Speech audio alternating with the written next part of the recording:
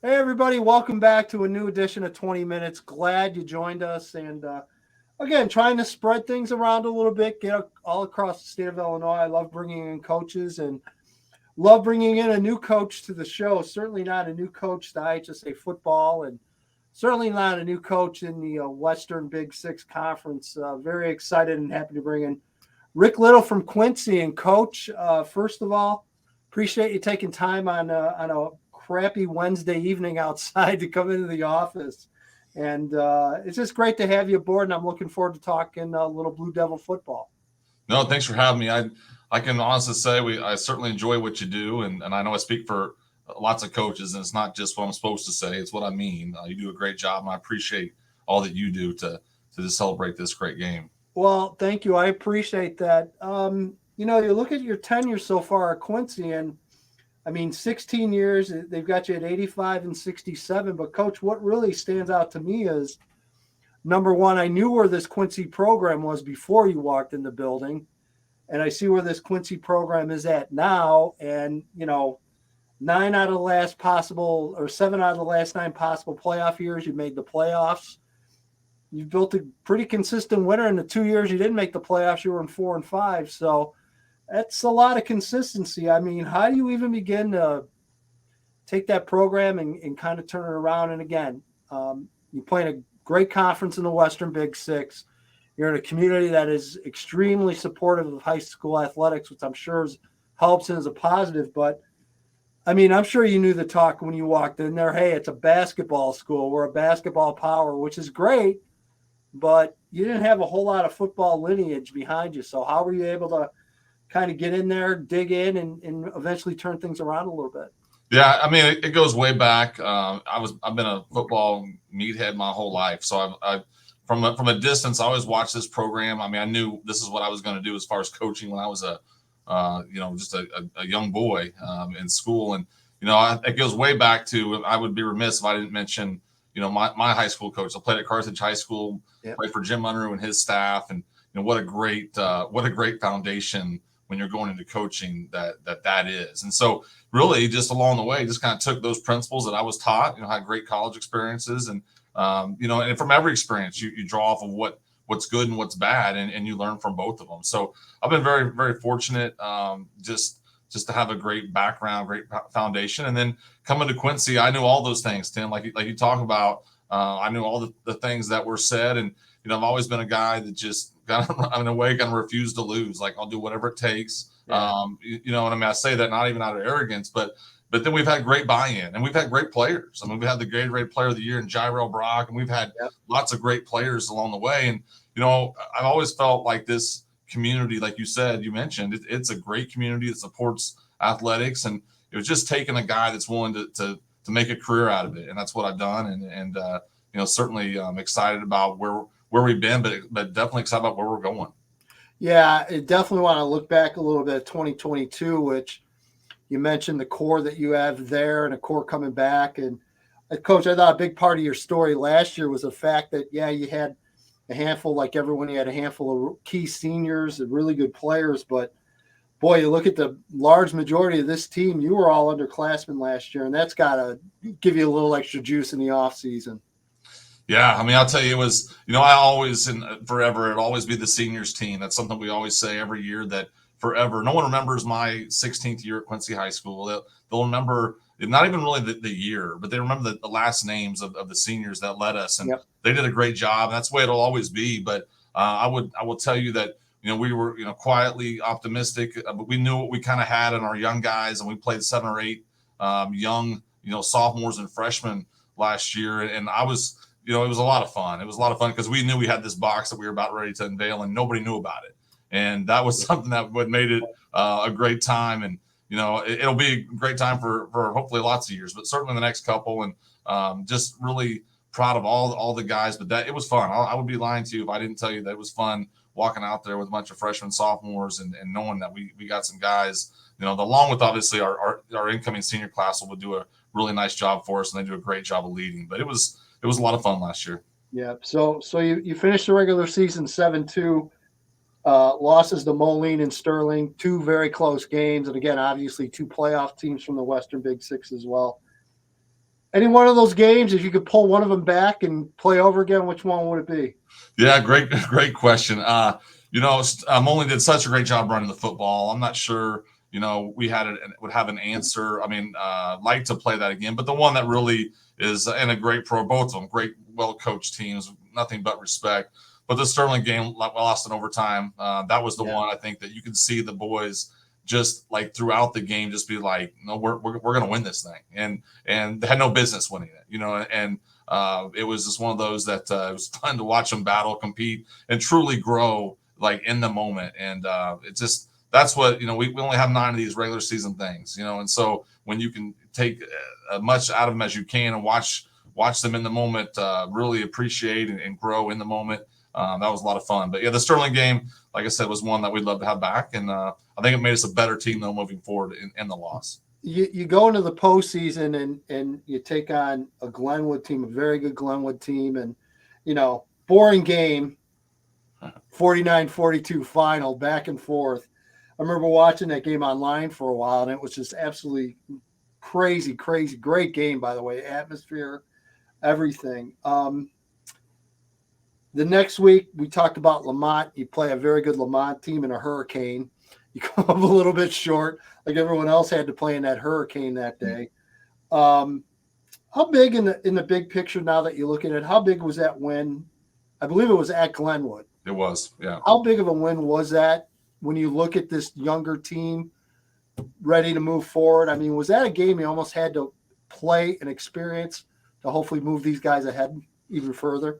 Yeah, it was. And one of the things that I don't even like to talk about, because I know, and I'm like I said, I'm a football meathead, and I love the history and everything about it. But that was only our second playoff victory, Yeah. And what I'm getting at is, like, we don't talk about that. Like, the thing that I love is that these guys don't care about that. They don't it doesn't affect them, because that was kind of kind of going in, it was like, their lack of playoff success and this young team and all these things that, I said last year that kind of the key phrase was that, our guys didn't know they didn't know. You know what I mean? They just expected to win every single game. And like that confidence, I don't mean arrogance, but I mean this confidence that's exhibited out of them is so much fun to walk on the field with them, and to know that, like, hey, yeah, we're going to go and we're going to get this done. And I don't care what anybody says, this is what's going to happen. And it's under our terms. And, even that game, throughout that game, because at one point we led like 40-19, and they made a charge back, and our guys hung in there and took their best shots, and just continued to stay the course, and obviously won the game. So that game was tremendous. And then next week playing Lamont, who's a tremendous team, great program, class act. Love playing great teams like that, and Chatham as well. But our guys had no business winning, but they didn't know that, and they didn't care about that. And that was something that, like I said, makes me really proud, because that's going to be great for them moving forward. In the bigger picture, was Lamont another game that your guys needed? Another team that you really had no idea who they were. Your kids probably had no idea even where Lamont was before he even played the game. And, and you see the success that Lamont had. I know the last 2 years, I think they've given East St. Louis their toughest game 2 years in a row. And believe me, I live in the area. I know Lamont very well, and that's a really, really good program. And was that maybe another level that you were able to get with your kids and show them and be able to compete toe-to-toe? Hopefully kind of this all works into what you're hoping builds up for the following year. Was that another big piece of this as well? Yeah, without a doubt. Like I said, our guys, and I love this about them, they love playing good teams. That's no disrespect to a team that doesn't have a winning record, but to go in there and to say the match up with them and go toe to toe with them, and is a really good game up until halftime, and it got away a little bit at the end, but just a great football team. And they're, like I said, a class act. They played the game the right way and had really good football players. That was a really good football team, and one that that's where we want to go. That's where we want to be. And I think until you see it, it's hard to be it until you've actually seen it with your own eyes. And that's something that our guys, like I said, it wasn't like they didn't expect it to be a great football team, because they did. But it's one of those things that until you're there, until you're in the moment, that now you see this is what great looks like. So you have a roster loaded of underclassmen, and that we definitely, I think, need to talk about a little bit and get to know. Let's start with one young man that I think is pretty close to you, that I think might be pretty big key in your offense the next couple of years. Let's talk about your quarterback a little bit. Yeah, Braden Little's our quarterback. Just a sophomore this year, and I mean, obviously my son, and one of those things that since he's been able to walk and throw a ball, like this is what I mean. Like he watches you, Tim. Like he does. He's always watching film. He's always watching the previews. He's watching all these things. So I don't have to worry about any of the preparation stuff. And throughout the years, like he's worked hard. I worked really hard, and that he was one that I knew quietly that he would have a tremendous year, and he did. He was outstanding at times, and he'll tell you he's got a great offensive line, which he does, and a great bunch of skilled guys, which he does as well. But there was times that he was really locked in. The Chatham game, in particular, like just tremendously locked in.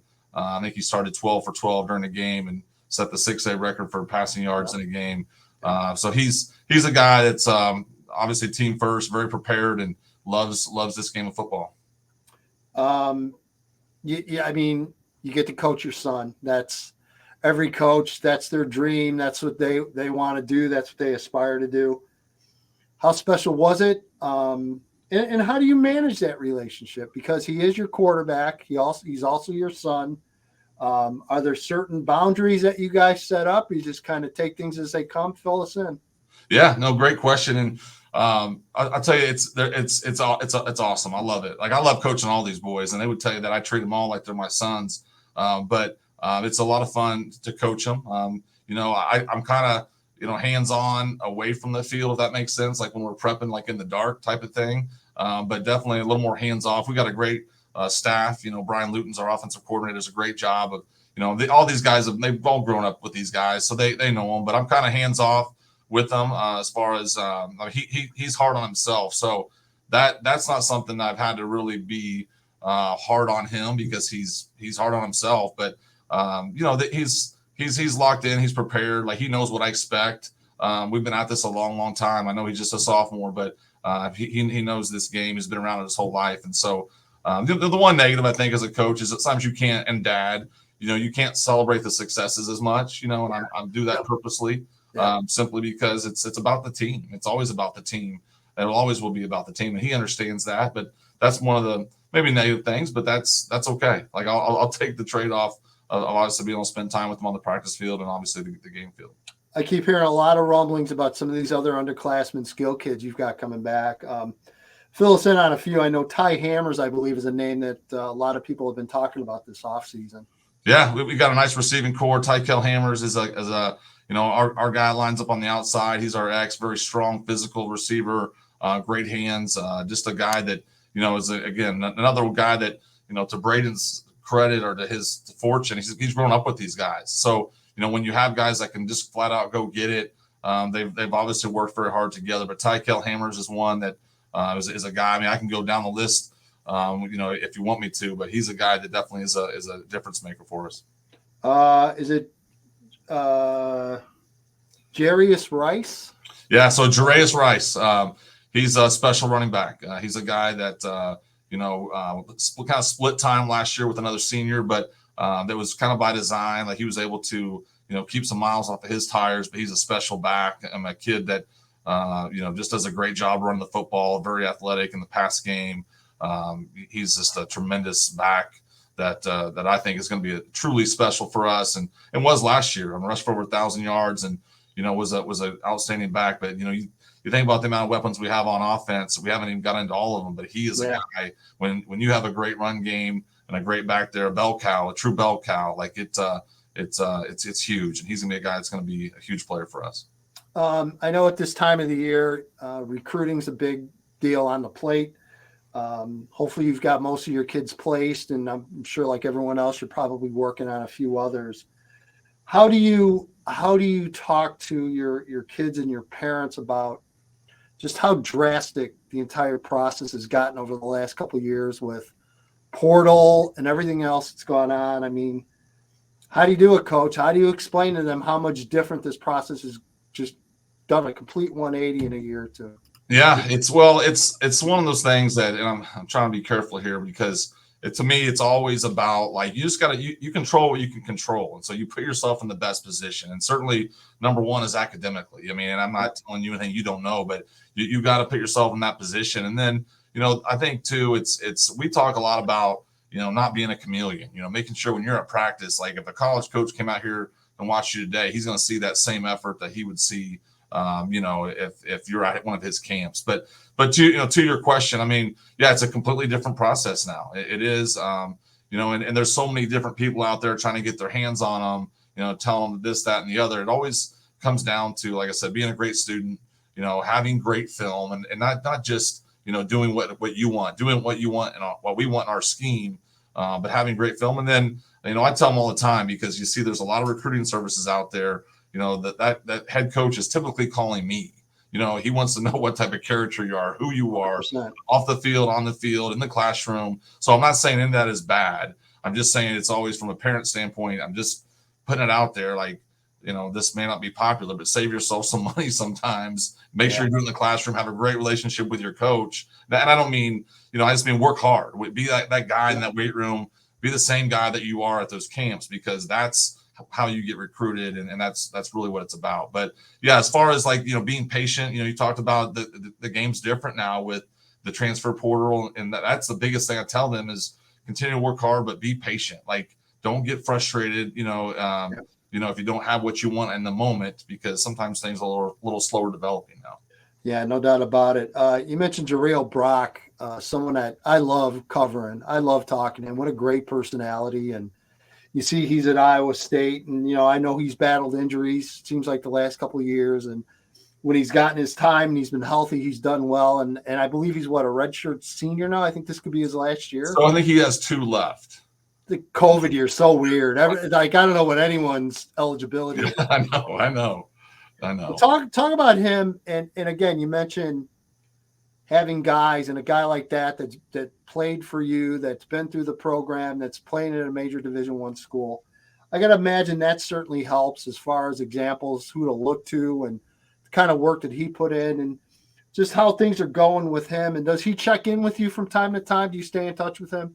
Yeah, he does a good job of, he's trying to give me a space too, but he does a good job of checking in at school on his breaks. And, his thing last year, he, kind of got his shot with Brees, moving to the NFL, and, started off really well. And then, he's battled some injuries and some things. And so that's one of the things that obviously, is frustrating, but he's the type of kid that he's going to make it. He's the type of guy, meaning he's got a great personality. He's got a great work ethic.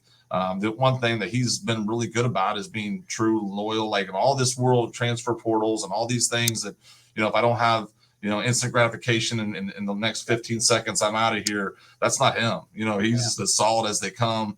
And just a great example to not just our kids, but just adults too, that hang in there, and he's just, he was, obviously the best player that I've coached, great energy. Just a great young man, and what you see is what you get with him. And like I said, I believe that he's gonna really make his mark, and he's just a great testament of what perseverance. It's almost ludicrous at times to talk about the level after that, but you just physically look at him, and he's got those tools. Mm-hmm. Yeah, he's special. I mean, he does things that you don't see. And I know even this year he had his ability, I tell people this all the time, like what separates him, there's so many great players, but his ability to uncoil within a 6-inch gap and just completely lower the boom on you, but then also to make you miss with his ability to jump cut. I mean, you saw even earlier this year, his highlights on ESPN where he jump cuts on the sideline, and he's just unbelievable. Awesome player, and a guy that's, certainly proud to know and to have coached. So let's talk about the Western Big Six and scheduling. Never dull, always interesting, always something going on with your conference. So all these years, and you've gone through it where you're scrambling everywhere to find games. And I got a week 7 opening. Who am I going to play in week 7 non-conference for an opening? You guys gone through all that, and it looked like you finally got a handle on things. You brought Sterling over, and you brought Geneseo over. And look at that. You got week 1, week 2 non-conference games. Wow. Look at us. Now we're rolling, and now Allman leaves. So Where are you at for this year with the scheduling? Do you have an open week still? Have you been able to fill it? Just kind of give us the latest as far as 2023 and your schedule is concerned. Yeah, it's always something, and I say that, just what it is. It's just it's always something. It's always you gotta roll the punches, so to speak. But yeah, for us, we did just recently finalize the deal with Muhammad Seymour to play Week 9. Oh, wow. That'd be Great. home game for us. Big It'd be a game. great game. I mean, that's Yeah. a great program they are, and it's just like I said, just going to be a tremendous football game because they have a great program as well. Non-conference first 2 weeks, do you have those squared away? Yeah, so we'll play Q&D. I'll play at home against Q&D. Got to. Yeah. And then we play at Alton week 2. So Awesome. yeah, well, those two are locked in, and for next year at least we're good to go. Yeah, it's funny because I talked to Mike Morrissey earlier in the week about back in the day, and because I'm real old if you haven't figured it out. So used to talk to Vic Boblet every once in a while from Rock Island when he was still head coaching, and it was every year it was the same. It was like, yeah, I got a week 7 opening. I can't find anyone. This was when Rock Island was really rolling, and I mean, no one would even pick up the phone. They'd see that area code. I don't think any schools would pick up the phone when he would call. And it was such a struggle for years.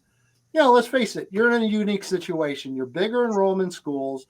You don't have a whole lot around you except the state of Iowa. I don't want to even get into Iowa. That's a whole other deal there.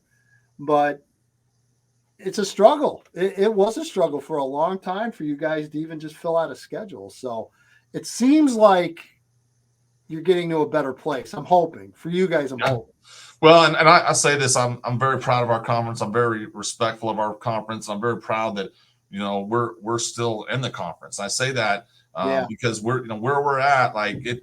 The people that came before me, I certainly appreciate. I don't mean just at Quincy, but also all the schools, because it's been easy to be like, hey, let's maybe move these guys elsewhere and like quietly sneak out in the middle of the night. And they've been true to us, and I got nothing but great respect for our conference, our coaches, all the leaders in our conference. So like I'm very appreciative and proud to be part of that. So I guess what I'm getting at is I'm not one that's quick to complain, simply because I'm appreciative to be there, and that's one of the things that they've been loyal to us and have been great people. So yeah, and again, you can tell that it's well thought out, and a lot of planning and things go into the conference, because when you picked up Sterling and Geneseo, it just made all the sense in the world. I mean, it really did on a lot of different levels. It just made sense to have them a part of the conference, and I think great additions, no doubt.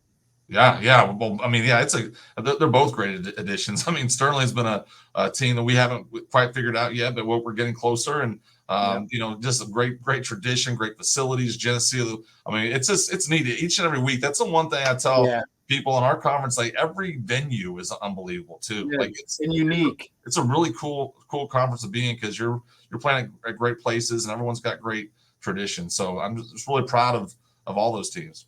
Yeah, that's a cool part of the conference, and I talked to Mike Morrissey about that as well, where his situation, where they're off campus with Browning Field, which is just a great facility. You guys have a great home facility. You look at Rock Island, what they play in, which is arguably one of the top, I think it's one of the top 2 or 3 high school stadiums, hell, in the Midwest, if not the country. It's unbelievable at Rocky Stadium. And just a Friday night in your conference, and that's what I got excited about, because I was out last year. I went to Moline and Sterling. It still really means a lot in the Western Big Six, and that feeling has not changed. It's always been there. And coach, it's just great to see it still be that way. Yeah. I mean, it's obviously I love high school sports, but particularly high school football, and like it is like you said, it's great to see this. That I know it's a game that constantly we're fighting to defend. But it's neat in our conference to see like those fan bases still strong. Obviously, really good coaches throughout the conference, great numbers. Just can't say enough about it. And like for us, I know there's some things, right, and hopefully Allman gets back on their feet and things work out for them too. But certainly that I guess the struggles that we have to find games, if that's the biggest thing we're battling, with everything else intact. I think that's an okay thing. Yeah, there's no doubt about it. A couple other issues again, and coach, I appreciate you taking time tonight.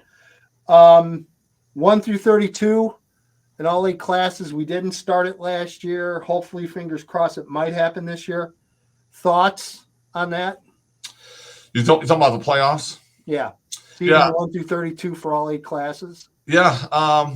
You know, I guess I'm probably the worst one to ask. What I mean by this is, once we get to the postseason, everyone always wants to know. You know, they always want to plan it out, and I'm the worst at it. I will tell you that. I ask everyone else because at the end of the day, I'm so focused and dialed into what we're doing, and I can't control any of it. That I don't put a lot of thought into it. But I will tell you, to answer your question, you know, the 1 through 32 thing, like for us, we are so unique in the fact that we always travel. Yeah. You know what I mean? And so, like, I know a lot of times I kind of laugh inside when people complain about the travel, because this is what we do. And our kids are so used to it. They're so accustomed to it that if it's the travel thing, that doesn't so much bother me. I mean, I would rather play at home every week. But I think at the end of the day, you know, I would say there's times when we thought we had a pretty good football team, and I didn't love the draw that we had. But you know, if seeding 1 through 32 would help that, then I'm all in favor. But as far as the travel, I hear that a lot. I'm not. You just laugh. I just laugh. Yeah, I mean, like, at the end of the day, I just want to coach football and help our kids be successful here. Yeah, I'm sure you'd make a fine tour guide across the entire state of Illinois at this point. Yes, no. There's no doubt about it. As far as state finals for 2023, Illinois State getting a shot to host it. Any thoughts, opinions on Illinois State getting the games back? Yeah. So, I mean, I guess at the end of the day, I when I say I don't care, I hope we're there and we're playing, so I care a lot about it. But the one thing is cool for me. I told you, Tim, I grew up in this, right? So as I was in fifth grade, I was Jim Unruh's manager, ball boy, and we went to the state finals and played Arcola. And we were playing at Illinois State, Redbird Field, you know, whatever. Yep.